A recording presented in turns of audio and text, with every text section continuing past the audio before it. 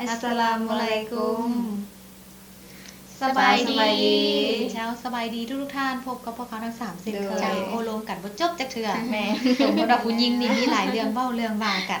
ผู้ชายแนมมึงตาเข้าใจกันแล้วมันกินข้าวก็งึกหัวว่าซั่น เลย แต่ผู้หญิงเฮานี่ต้องมีหลายเรื่องเว้าเรื่องว่า เจ้า คำว่าอัสสลามุอะลัยกุมเฮาก็แปลความหมายของอิสลามก็คือการทักทายสบายดีอวยพรให้ซึ่งกันและกันนั่นเองเนาะหลายท่านก็ยังบ่อาจจะบ่เข้าใจ เลย และอีกฝ่ายที่ฮับก็คือมะลิกุมสลามนั่นเองอวยพรแลกเปลี่ยนให้กันคืนเป็นลักษณะนั้นนั่นเองเนาะมีแต่มื้อนี้ข้างน้องอยากโอ้ลมอีกตื้มอยากถามหยังก็ได้จังซั่นเนาะเพราะว่าบอกให้น้องว่าบ่มีคำถามก็ต้องเตรียมมา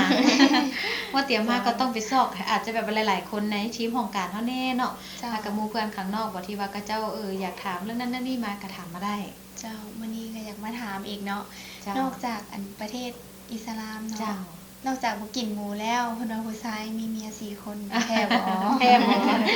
เป็นคำถามยอดฮิตเพิ่นว่า เจ้า ที่หลายคนฮู้หลักๆว่าอิสลามเฮาบ่กินหมู เลย บ่กินหมูแล้วๆเพิ่นเอาเมีย4คน สองคำถามนี้ฮิตสุด ใครแต่ว่าอิสลามขายมุ้งอีกบ่มีเนาะ แม่ นอนได้4คน แม่ ขายสวัสดิ์ จ้า เนาะก็เดี๋ยวเราจะมาตอบให้ข้อข้อง โดย ใจ หลายคนก็ยอมรับว่ามีหลายมุมมองบางคนก็คือโอ้ผู้หญิงอิสลามนี่ถูกกดดันบ่แบบว่าต้องยอมบ่มีเมียเป็นเมีย4คนของผู้ชายจังซี่เนาะแต่ที่จริงแล้วมันมีที่ไปที่มาผู้เว้าเองนี่ก็บ่ได้อยู่นํกัน4คน5คนเนาะ จ้า อยู่ผู้เดียวผัวเดียวเมียเดียวนั่นเองเนาะก็บ่ได้ว่าแบบไปอยู่พร้อมเพรียงลักษณะนั้นแต่ถามว่ามีอีกคู่ที่มีบ่ที่มีแบบว่า2คู่3คู่ก็มีนั่นเองเนาะแต่บางคนบางครอบครัวก็จะอาจจะอยู่ร่วมกันบางคนก็อาจจะเฮ็ดเป็นครอบครัวหนึงใดนั่นเองหรือว่าแยกกันจังซี่เนาะแต่หากพ้องเราอิสลามถึงจะมีเมียหลายคนก็เจ้าก็บริหารจัดการได้ว่าซั่นซะแต่ว่าจะมาอธิบายให้ฟังว่ามีเมีย4คนนี่เพราะเหตุใดเนาะเพราะว่าในตามที่พอฮู้แล้วก็พอเบิ่งใน YouTube อันเองเนาะที่ว่าอาจารย์ผู้เพิ่นอธิบายให้ฟังเช่นว่าคือสมัยก่อนสมัยของท่านนบีมูฮัมมัด โดย สำหรับเฮาท่านนบีมูฮัมมัดคือศาสนทูตผู้ที่นำพาเผยแพร่ศาสนาอิสลามนั่นเองเนาะเพิ่นก็อธิบายในเรื่องนี้สู่ฟังหรือว่าอาจจะเป็นในยุคในตอนที่เพิ่นปฏิบัติเช่นว่าที่ว่ามีเมีย4คนย้อนว่ายุคสมัยตะกี้ถ้าเปรียบเทียบว่าสมัยศึกสงครามเฮา มีการต่อสู้รบมีทหาร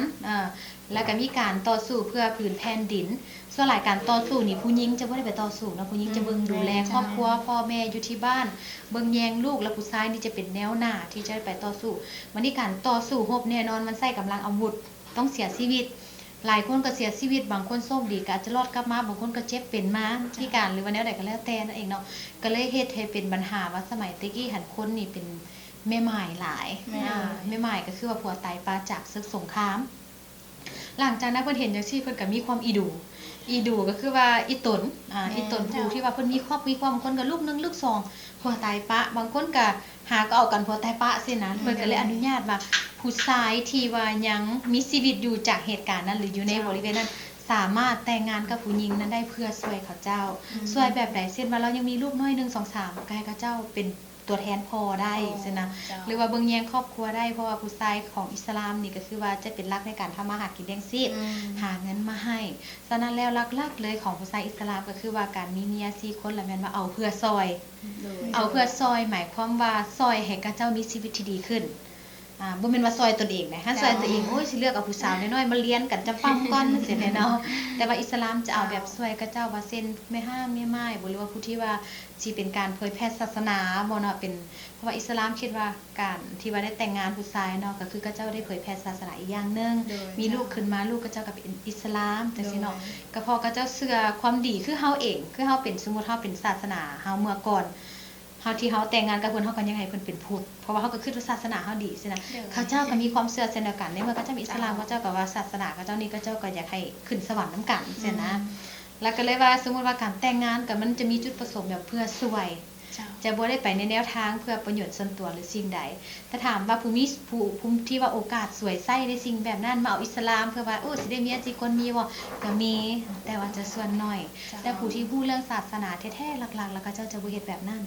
เขาเจ้าจะเอาเพื่อช่วยเช่นว่าเอาแม่ห้างแม่ไม้นั่นนี่เพื่อช่วยกับเจ้าให้รับผิดชอบลูกเลี้ยงลูกช่วยกับเจ้าแล้วสมัยตะกี้การสิไปยื่นมือไปช่วยคนใดคนหนึงเนาะสมมุติว่าถ้าบ่ได้แต่งงานกันเขาสิช่วยได้เอาปลาเอาข้าวน้ำไปเจ้า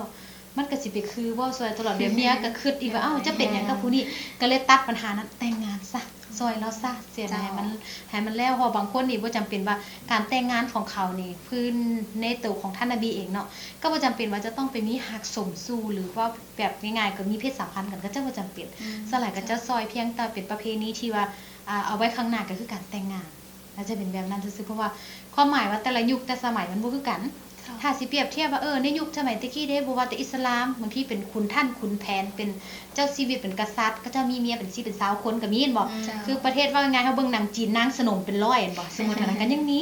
แต่อิสลามเฮายังว่าแค่1แค่2แค่3แค่4แต่เพิ่นบอกว่าก่อนที่เจ้าจะมี2มี3มี4นี่เจ้าต้องสามารถ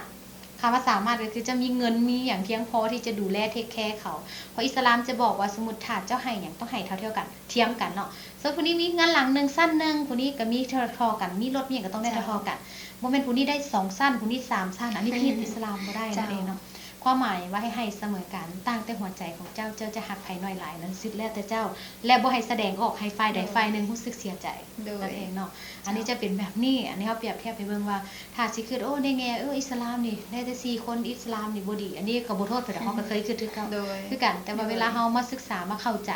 แล้วเฮามาอยู่ในจุดที่ว่าอยู่ร่วมกับคนอิสลามแท้ๆแล้วเฮาก็บ่แม่นเฮาก็มีผัวเดียวเมียเดียวอยู่นำกันแล้วคือเขาเจ้าเอามาบางทีก็เอามาแต่ละคนบางทีก็อาจจะมีปัญหาบ่เข้าใจกันจังซี่ก็มีนั่นเองเนาะแต่ว่าทุกอย่างต้องถูกต้องตามประเพณีและก็ขั้นตอนนั่นเองเนาะอันนี้ก็เลยว่าอธิบายเข้าใจง่ายๆว่าการมีเมีย4คนหมายถึงเพิ่นอนุญาตและถ้าเปรียบเทียบว่าเป็นต่างศาสนิกเด้บางคนนี่อิสลามนี่เวลาจะมีเมีย1มี2ต้องขออนุญาตผู้ทำอิฐก่อนได้ผู้ทำอิฐผู้ที่2โอเคเห็นดีนํจึงเอาได้ถ้าว่าบ่เห็นดีมันแบบว่ามันมีการถ้าว่าเสียอกเสียใจก็เจ้าก็บ่นั่นเนาะก็จะตัดปัญหานั้นเนาะหรือว่าถ้าทางฝ่ายใดฝ่ายหนึ่งมันความบ่จะก็จะบ่เฮ็ดส่วนหลายจะแบบว่าเข้าใจกันเปิดเผยจริงใจแต่ถ้าต่างเปรียบเทียบว่าคนต่างทั่วไปเด้สิเป็นแบบใดแล้วเธอนี่มีเมียอยู่แล้วเนาะไปรักเอาผู้สาวอื่นมาไปรักกิ๊กไปมีเซาห้องให้ใจายนั่นนี้ถมไปเนาะลายไปโดยที่บ่บอกผู้หนึงฮู้มาตีกันท้ายคลิปพอจะเห็นในโซเชียลเนาะมันก็เลยเป็นปัญหาแบบนั้นเอาจังซั่นจังซี่แบบว่ามันเป็นแบบว่าเฮ็ดให้ผู้หญิงหันเสียภาพลักษณ์เสียหายอิสลามก็เลยบอกว่าถ้าเจ้าอยากจะมีปานนั้นน่ะก็แต่งเลยยกให้เป็นเมียคือกันบ่ต้องมีคำว่าเมียน้อยเมียใหญ่ใส่บ่ได้ให้ใส่คำว่าเมียคือกันต่างแต่ให้เกียรติกันนับถือกันเป็นคือเอื้อยคือน้องกันจะเป็นลักษณะนั่นเองเนาะอันนี้เฮายกตัวอย่างให้ฟังว่าเหตุผลที่ว่าเอาเมีย4คนนี่เป็นแบบนี้ส่วนอุมมี่เด้อุมมี่มีมุมมอง โดยอุมมีก็ในความคิดของอุมมีก็คิดคือเอ้อยคือกันอะไรเพราะว่าในหลักการของอิสลามเขาก็แนะนำมาแบบนั้นเขาก็สอนมาแบบนั้นอยู่แล้วแล้วก็เฮาก็เข้าใจดีและอีกอย่างที่สำคัญก็คือแบบว่าการที่มีเมียได้4คนหั่นมันบ่ได้เป็นสิ่งที่ง่ายนะคือแบบว่าก่อนที่จะผู้ชายคนหนึงบริบัติหน้าที่ของเขาให้แยกหน้าที่ของเขาให้แต่ละเมียได้หั่นน่ะบ่แม่นเป็นสิ่งที่ง่ายยากสุดมี7มื้อก็หารกันมาอิสลามแค่เขาแค่อนุญาตให้เอาแต่ส่วนหลายบ่ค่อยบ่ค่อยได้มีอะนะเพราะว่าเขาฮู้ดีว่ามันบ่สามารถเฮ็ดได้ง่ายคันเฮ็ดบ่ได้บริหารบ่เท่ากันเฮ็ดนั้นเจ้าก็จะเป็นบาปเนี่ยมันจะโกงกันข้ามกันแบบนั้นหรือว่าไงว่าถ้าจะเป็นการทำให้น้ำใจอีกผู้นึงเจ้าก็สร้างบาปมหันต์ของเจ้าที่เจ้าจะต้องกลับไปตอบในวันกิยามะห์ของเจ้าหรือว่า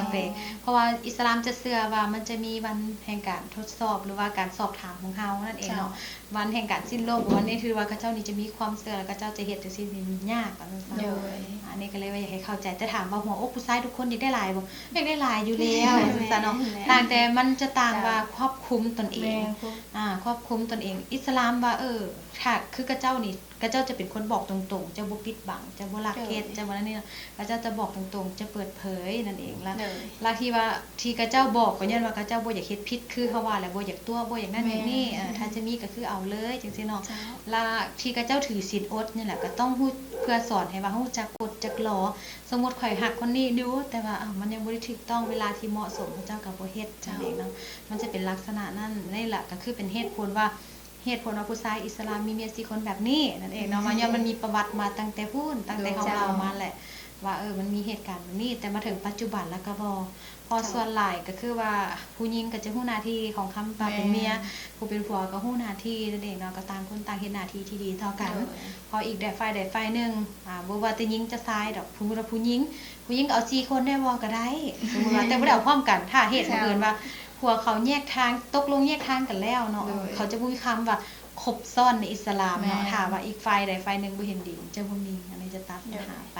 อันนี้ก็อธิบายให้น้องเข้าใจคร่าวๆว่านี่แหละที่ว่าอิสลามมีเมีย4คนแบบนี้ เจ้า